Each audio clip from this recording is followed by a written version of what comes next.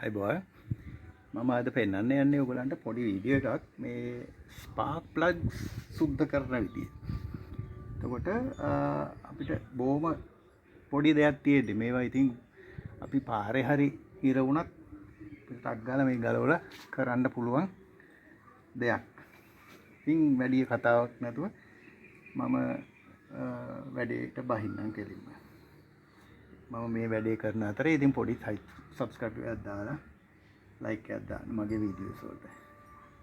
එතකොට මේ plug එක holder එක ඉස්සලා පන්නන්න ඕනේ මේ විදිහට. මේක පන්නලා මේවා බුරුල් කරගන්න ඕනේ. මම මේවා බුරුල් කරලා තියෙන්නේ ඉක්මනින් වීඩියෝ එක ඉවර කරන්න ඕනේ ඉඳලා. මේ බුරුල් කරලා මේ පේනවා ඇති කාබන් තියෙන විදිය මේකේ. මේ කාබන් ටික එතකොට අපි සුද්ධ කරගන්න ඕනේ. මේ වගේ සෑන්ඩ් පේපර් එකක් අරගෙන ඩබල් තියලා මෙහෙම මේ කොන්ටැක්ට් පොයින්ට් එක සුද්ධ කරගන්න ඕනේ. ඒ වගේම හතර ඒ පැති වල ওই කාබන් තියෙන තැන් ඔක්කොම සුද්ධ කරන්න. මම දැන් ඊයේ පෙරේදා සුද්ධ කරලා තියෙන්නේ මේක.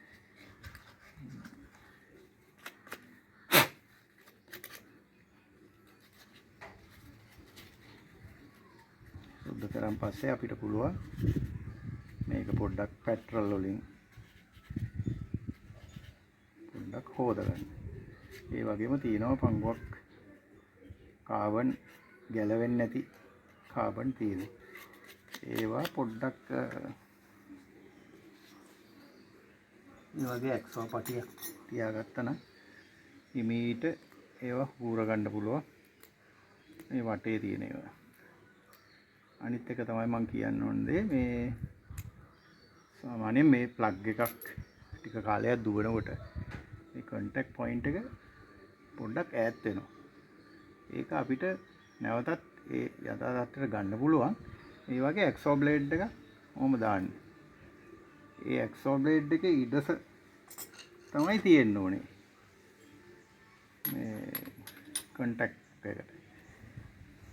එතකොට අපිට පුළුවන් මේ වගේ ස්ක්‍රූ ඩ්‍රයිවර් එකකින් මිටෙන් පොඩි වම තට්ටුවක් දාන්න. තට්ටුවක් දාපුවම හරියට ඒ එක්සෝ බ්ලේඩ් එකේ ગેප් එක හිටිනවා.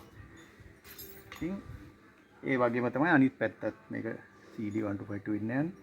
ඒ වගේම තමයි අනිත් පැත්තේ ප්ලග් එකත් දැන් ගලවලා තියෙන්නේ. ගලවලා සුද්ධ කරලා ඔක්කොම තියෙන්නේ. මේ වීඩියෝ එක වැඩි දිග්ගස්සන්න ඕනේ නැති ඉන්න මම මේක කරලා තියෙන්නේ ඉක්මනින්ම. එහෙනම් මගේ ඊළඟ වීඩියෝ එකක් මම ගේන්න ඉතා ඉක්මනින් කාබරේට සුද්ධ කරන විදිය. ඒ වගේම චේන් එක ඔයිල් කරන විදිය. තවත් මෙකැනිකල් මේ වීඩියෝස් මම ගේනවා ළඟදී. එහෙනම් subscribe කරලා පොඩි like එකක් දාන්න. thank you.